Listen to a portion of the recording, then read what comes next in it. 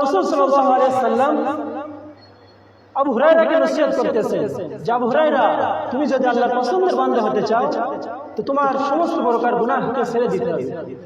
আর গুনাহ ছাড়তে পারে মুত্তাকিরা। আর মুত্তাকিদের গুণ হলো তারা নিজের রাগকে সংযত করবে, মানুষকে ক্ষমা করবে এবং তারা গোপনে প্রকাশ্যে দান সাদকা করবে। গোপনে দান করা এবং প্রকাশ্যে দান করা এটা অনেক বড় একটা আমল। তো এটা কত বড় একটা আমল। ফেরেশতারা আল্লাহ রাসূল আল্লাহ তাআলাকে একদিন জিজ্ঞাসা করতেছে,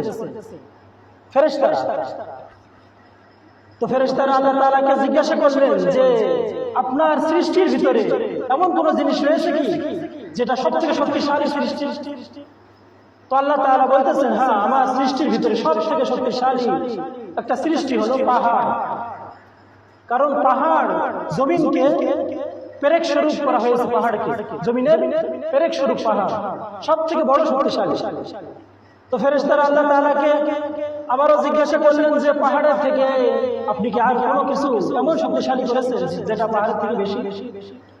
তো আল্লাহ তাআলা বললেন, হ্যাঁ, পাহাড়ের থেকে আমি শক্তিশালী করেছি লোহাকে। কারণ দেখো না যে লোহা দ্বারা পাহাড়কে কাটা হয়, লোহা দ্বারা পাহাড় কাটা হয়, তার মানে পাহাড়ের থেকে বেশি শক্তিশালী হলো লোহা।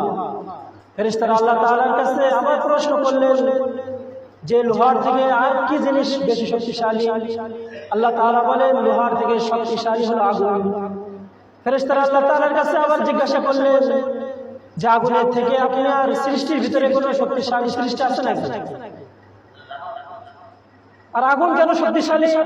কারণ আগুন হলো লোহাকে গলিয়ে দেয়, লোহা আগুন গলিয়ে দেয়, এই কারণে আগুন হলো লোহার থেকে শক্তিশালী। ফেরেশতারা আল্লাহ তাআলাকে জিজ্ঞাসা করলেন যে লোহার থেকে শক্তিশালী কোন জিনিস সৃষ্টি আছে নাকি? আল্লাহ তাআলা বলেন, হ্যাঁ, লোহার থেকে হলো শক্তিশালী, সেটা হলো আগুন। কারণ আগুন লোহাকে গলিয়ে দেয়। আগুনের থেকে শক্তিশালী হলো দান সাদকা। কেন আগুনের থেকে দান সাদকা শক্তিশালী? হযরত ইব্রাহিম আলাইহিস সালাম তিনি আল্লাহ তাআলার নামে দান করতেন। আল্লাহ তাআলার নাম শোনা মাত্র তার কাছে থাকা উটগুলো থেকে তিনি একটা একটা করে উট আল্লাহর রাস্তায় দান করতে থাকেন। তো এক পর্যায়ে হযরত ইব্রাহিমের সমস্ত উট শেষ। এরপরে হযরত ইব্রাহিমকে বলা হলো যে তোমার কাছে তো কোনো উট নাই, এখন তুমি আর আল্লাহর রাস্তায় কি দান করবে? তো হযরত ইব্রাহিম বলতেছেন যে আমার কাছে কোনো উট নাই, কিন্তু আমি তো আছি, আমি এই উটের রাখাল হিসেবে তোমার সাথে চলে যাব। অর্থাৎ ইব্রাহিম আলাইহিস সালাম আল্লাহ তাআলার রাস্তায় দান করার ক্ষেত্রে এত প্রশস্ত যে তিনি নিজেকে গোলাম বানিয়ে উটের রাখাল বানিয়ে তিনি তিনাকে বিক্রি করে দিলেন। তো তিনি দানের ক্ষেত্রে এত প্রশস্ত ছিলেন তার হাত। তো এই কারণে হযরত ইব্রাহিম আলাইহিস সালাম যখন নমরুদের আগুনের ভিতরে 41 দিন ছিল, তো আগুন হযরত ইব্রাহিম আলাইহিস সালামকে কিছু করতে পারে না। তো হযরত ইব্রাহিম আলাইহিস সালাম অনেক দানশীল ছিলেন।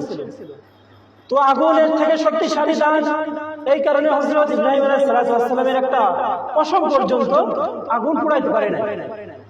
তো এই কারণে গোপনে প্রকাশ্যে দান করা, দান যে ব্যক্তি করে আল্লাহ পাক ওই ব্যক্তিকে পছন্দ করে। যারা দান করে এই সমস্ত বান্দাদেরকে আল্লাহ তাআলা পছন্দ করে। এবং যারা দান থেকে দূরে থাকে তারা আল্লাহ থেকেও দূরে থাকে, জান্নাত থেকেও দূরে থাকে। করিবুন মিনাল্লাহ, যারা আল্লাহ তাআলার কাছে নিকটে তারা হলো দান করে। করিবুন মিনান নার, যারা জাহান্নামের নিকটে তারা দান সাদকা থেকে সরে থাকে, বেঁচে থাকে, তারা দান সাদকা করতে চায় না। এবং করিবুন মিনাশ শয়তান, তারা শয়তানের কাছাকাছি থাকে। আর শয়তানের কাছাকাছি যারা থাকে তারা তো জাহান্নামী। আর করিবুন মিনাল্লাহ, যারা আল্লাহ তাআলার নিকটে থাকে তারা তো জান্নাতি। এই কারণে দান একটি বড় আমল। এই দান যে ব্যক্তি করবে আল্লাহ, এটা হলো মুত্তাকি যারা, তাদের স্বভাব দান করা, মুত্তাকিদের স্বভাব। এই কারণে সাহাবায়ে কেরামরা দানের প্রতি অনেক প্রশস্ত ছিল। সাহাবাদের হাত দানের প্রতি অনেক প্রশস্ত ছিল। নিজের সম্পদ কতটুকু আছে তারা এটা দেখে না, তারা আল্লাহর রাস্তায় কতটুকু কে দিবে এটাই তারা দেখে। তো এই কারণে দানের হাতকে প্রশস্ত করা। তো হযরত আবু হুরায়রা তিনি আল্লাহ রাসূল সাল্লাল্লাহু আলাইহি ওয়াসাল্লাম আবু হুরায়রার হাত ধরে নসিহত করতেছেন। এক নম্বর নসিহত করলেন ইত্তাকিল মাহারিমা তাকুন আবাদান নাস। যে আবু হুরায়রা, আল্লাহ পাকের সমস্ত নিষেধ আমল থেকে যদি তুমি বেঁচে থাকো তাহলে আল্লাহ তাআলার কাছে তুমি পছন্দের বান্দা। সমস্ত মানুষের থেকে আল্লাহ তাআলা তোমাকে পছন্দ করবেন যদি তুমি গুনাহ থেকে বেঁচে থাকো।